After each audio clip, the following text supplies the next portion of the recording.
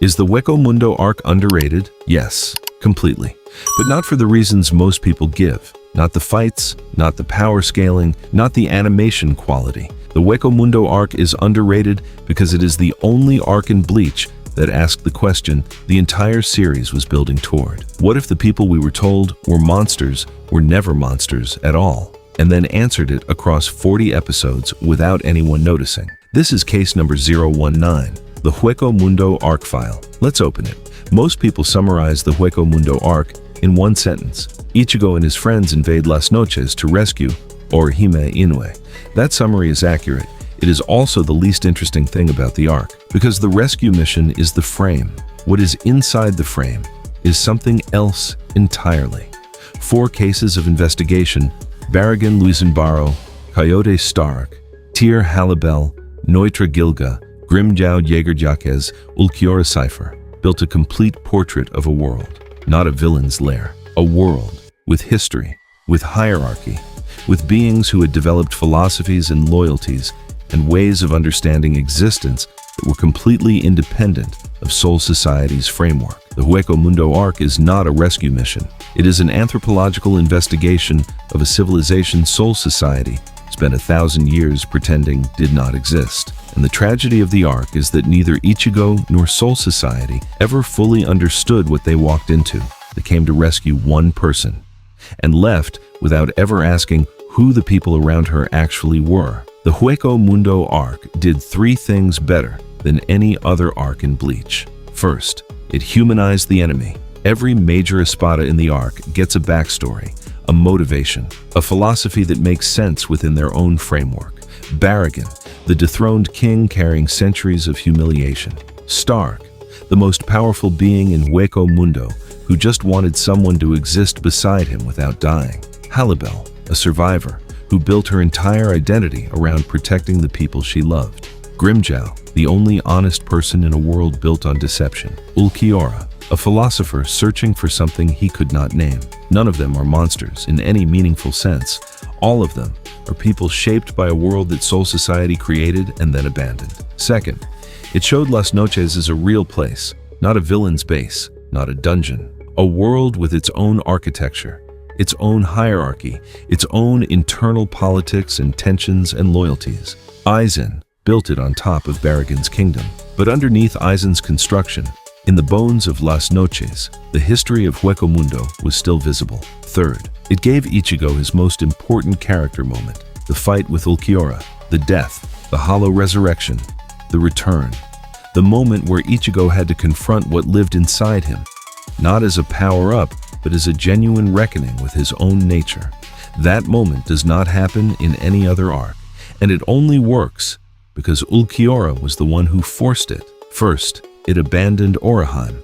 Orihime Inoue was taken to Hueco Mundo because Aizen needed her ability, Shun Shun Rika, to potentially reject the Hogyoku. That is a fascinating premise. A girl whose power operates on the principle of rejecting reality itself, placed inside the headquarters of the man who was using reality-altering technology to pursue godhood. The narrative possibilities of that situation are enormous.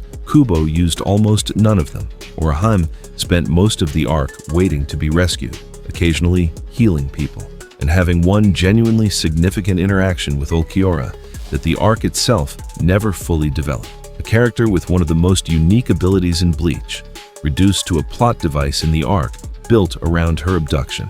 That is the arc's biggest failure. Second, Neutra Gilga. Neutra is a problem the arc never solves. His motivation, nihilistic violence rooted in a warped desire to die in battle, is interesting in outline, but the arc gives him so much time that the interesting outline gets buried under repetitive fights and shock value cruelty that adds nothing to the investigation of what Hueco Mundo actually is. He is the arc's weakest Espada precisely because he is the only one whose philosophy does not connect to the larger question the arc is asking. Third, the resolution. Aizen retreats to the human world. The surviving Espada are defeated or abandoned. Ichigo and his friends leave, and Hueco Mundo, the world the arc spent 40 episodes building, is simply left behind.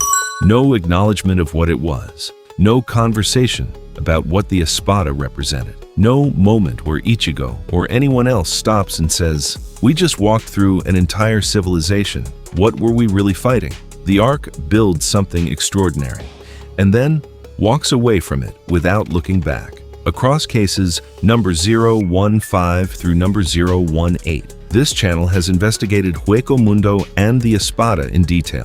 Case number 015 established that Hueco Mundo was never the enemy's territory. It was the graveyard of Soul Society's failures. Case number 016 established that Baragan Luisenbaro was a king whose civilization Soul Society erased from history.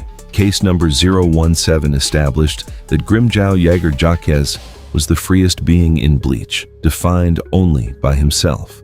Case number 018 established that Ulquiorra Cipher was the most honest character in the series, who found the answer to his life's question 1 second before dissolution. Put those 4 cases together and a complete portrait emerges. The Espada are not villains. They are the consequence of 1,000 years of institutional negligence, given enough time and power and isolation to become something that could fight back. Aizen did not create the Espada. Soul Society did, by failing the souls that became hollows, by abandoning Hueco Mundo, by choosing extermination over understanding every single time the 2 options were available. The Espada are what happens when the discarded refuse to stay discarded. And the tragedy of the Hueco Mundo arc is that nobody on either side of the war ever understood that clearly enough to say it out loud. The Hueco Mundo arc suffers from 2 perception problems. First, it follows the Soul Society arc. The Soul Society arc is widely considered one of the greatest arcs in anime history. The pacing, the reveals, the escalation, the Aizen betrayal, anything following that would struggle. The Hueco Mundo arc did not struggle because it was bad. It struggled because it was doing something completely different from what the Soul Society arc did. The Soul Society arc is a thriller. The Hueco Mundo arc is a tragedy. Different genre, different pace, different emotional register. Audiences expecting the thriller got the tragedy and called it slow. Second, the anime padding. The Hueco Mundo arc in the anime is significantly padded with filler content that dilutes the pacing of the source material. Episodes that in the manga moved quickly and purposefully were stretched into multi-episode affairs that tested audience patience. The pacing problem was not Kubo's, it was the anime adaptations, and the arc paid the reputation price for choices made in production rather than in writing. The 1,000-Year Blood War anime, produced by a different team with a different mandate, demonstrated what a properly paced Bleach arc looks like. The Hueco Mundo arc deserves the same treatment, not the most exciting, not the most perfectly executed, the most ambitious. It attempted something no other arc in the series attempted. It asked the audience to feel genuine grief for the people Ichigo was defeating, to understand that every Espada who fell was not a villain being punished, but a person whose existence was shaped by forces outside their control, to recognize that the war Ichigo was fighting was not between good and evil. It was between the institution and the consequences of the institution's failures. That ambition was not always achieved cleanly. Orihime deserved more. Noitra deserved less.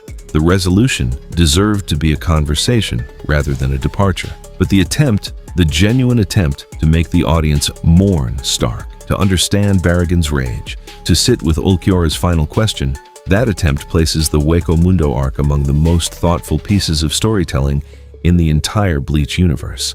It deserved better than it got from audiences. It deserved better than it got from the anime adaptation.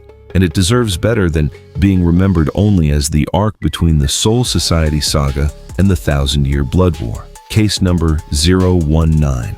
Verdict: underrated, ambitious, incomplete, and more honest about what Bleach is really about than any arc that came before it. File closed. Ichigo never asked it, and Bleach, across 40 episodes of one of its most ambitious arcs, left it open. Next case, we leave Hueco Mundo, and we go somewhere this channel has never investigated. The Fullbring arc. The arc everybody skips. The arc that contains the most personal betrayal in Ichigo Kurosaki's entire story. And why skipping it means missing the most important thing Bleach ever said about identity. Case number 020. The investigation continues. The Soul Society files. Season 2, new case every weeks.